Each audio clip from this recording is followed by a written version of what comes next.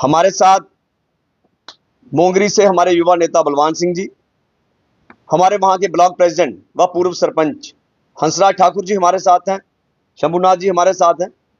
आज इस press conference में बड़े दुखी मन से हमें यह बताना पड़ रहा है और सवाल पूछना पड़ रहा है हमारे माननीय वेस्ट कॉन्स्टिट्यूएंसी जो विधायक हैं उनसे हम ये पूछना चाहते हैं, क्योंकि आप सबने देखा जो विधानसभा का सेशन अभी चल रहा था उसमें सभी लोगों को यही होता है कि हमारे क्षेत्र के जो नुमाइंदा जीत के गया है हमारे इलाके की क्या बात रखता है, लेकिन हमें उम्मीद थी कि हमारे जो मोंगरी व पंचैरी के लोग हैं उन्होंने आस लगा के रखी थी कि इस बार हमारे विधायक वहां पे, जैसा कि आप सब जानते हैं कि एक बहुत बड़ा इशू बना है वहां पे डिग्री कॉलेज का।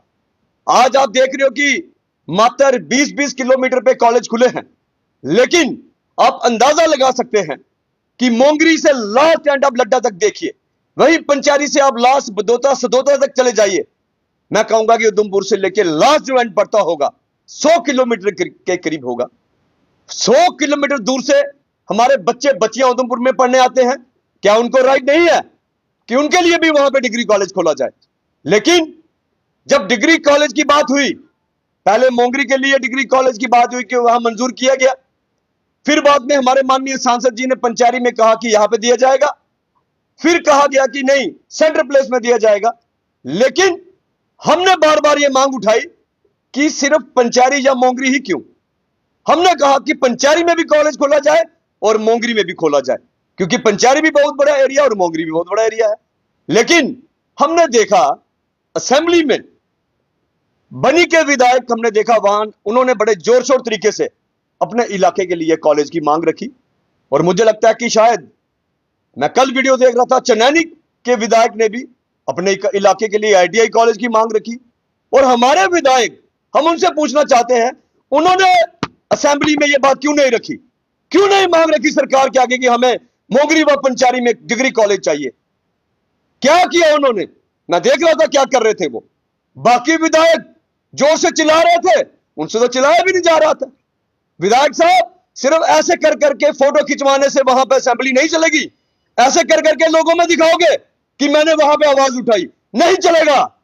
आपको लोगों ने वोट दिए हैं, आपको जवाब देना पड़ेगा कि आपने वहां पे कॉलेज की मांग क्यों नहीं उठाई।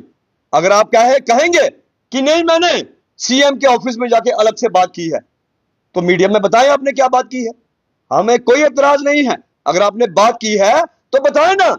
हमने पहले भी बताया था कि हमने इलेक्शन लड़ी है, हम दूसरे नंबर पे आए हैं, हमारा फर्ज बनता है, मेरा फर्ज बनता है कि जहां पे आप नहीं बोलोगे, जहां पे आपकी नजर नहीं जाएगी, वहां पे लोग अगर मुझे कहेंगे मैं लोगों की आवाज उठाऊंगा।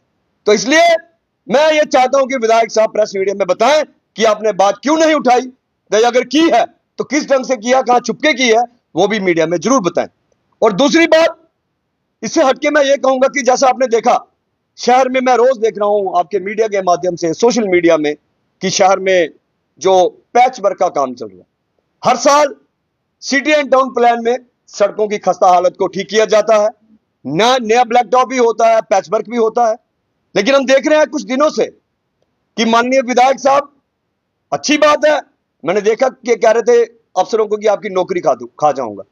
होना चाहिए, हम तो हर बार कहते हैं कोई भी विभाग हो ईमानदारी से काम करे, बेईमानी नहीं चलेगी। लेकिन मैं विधायक साहब से पूछना चाहता हूं, एक साल पहले चुनाव सर पे थे, रातों रात सलाथिया चौक पे, एमएच चौक पे ब्लैक टॉप किया गया था, मुझे लगता है कि महीने भर में वह उतर गया था। आज भी देखिए कुछ समाज सेवक मैंने देखा वहां पे झाड़ू लगा रहे थे, बजरी इकट्ठी कर रहे थे, तो उनके खिलाफ कब इंक्वायरी बिठाएंगे आप? क्या उनके खिलाफ कोई जांच का विषय नहीं है? देविका की मैं बात करूंगा, वहां का एक हिस्सा पूरा टूटा हुआ है, वहां पे इंक्वायरी तो दूर की बात है। आपकी जगह मैं विधायक होता तो उसी दिन मौके पे पहुंचता, देखता कि मेरे वहां पे, मेरे कॉन्स्टिट्यूएंसी में और एक पवित्र जगह पे इतना बड़ा हादसा हुआ कि पूरा का पूरा वहां पे शमशान घाट, यहाँ पे चिताएं जलाई जाती हैं, एक हिस्सा नीचे गिर रहा है, और आज 10 दिन हो गए, आपको वहां जाने की जरूरत नहीं की आपने, क्यों? इसके साथ ही मैं कहूंगा, पिछले दिनों जब बारिशें आई, आप देखिए यहाँ पे बीएड कॉलेज है जो ठंडा बदर सब्जी मंडी के पास, आज भी लोग हमें वहां पे फोन करते हैं। उन दिनों लोगों ने मुझे फोन किया, लोग रोए, और हम गए वहां पे, 4-4 फीट लोगों के घरों में पानी था, लोग अपने बच्चे बाहर निकाल रहे थे कि जान बच जाए। बीएड कॉलेज के पीछे देखिए आप, आज भी देखिए ऐसा लगता है कि मानो कोई क्लाउड बर्स्ट हुआ है। क्या विधायक साहब उन दोनों एक बार वहां गए? वहां पे जाने का टाइम नहीं है, असेंबली में बोलने का टाइम नहीं है, और फिर सिर्फ क्या करोगे आप? सिर्फ फीता काटोगे? मुझे पता है प्रोटोकॉल, आप विधायक हो भी काटोगे। और माफी चाहता हूं, हो भी नहीं रहा है। हमने देखा अभी कुछ दिन पहले यहां पे फीता काट रहे हैं, मेरे वार्ड 5 में भी, भारत नगर में। मैं ऑन रिकॉर्ड बात कर रहा हूं। विधायक साहब चिट्ठियां भी लिखते हैं कि हम केस में फंसाएंगे लोगों को।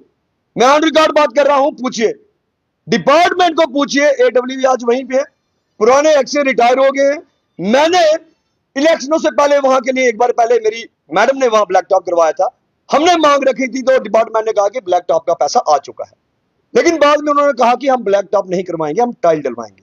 तो ठीक है, वहां पे टाइल डली, विधायक साहब एमएलए हैं, प्रोटोकॉल है, वो तो जाएंगे ही, मैं तो जा नहीं सकता, ना ही कोई एक्स काउंसलर जाएगा, प्रोटोकॉल में वही जाएंगे। लेकिन उसके साथ साथ मैं ये भी कहूंगा हाथ जोड़ के विधायक साहब कि जब आप चुनाव जीत के आए थे, एक दो जगह पे जेल रोड पे भी वहां लुक का काम शुरू किया। जैसे ब्लैक टॉप थोड़ा सा हुआ, बाद में काम बंद हो गया।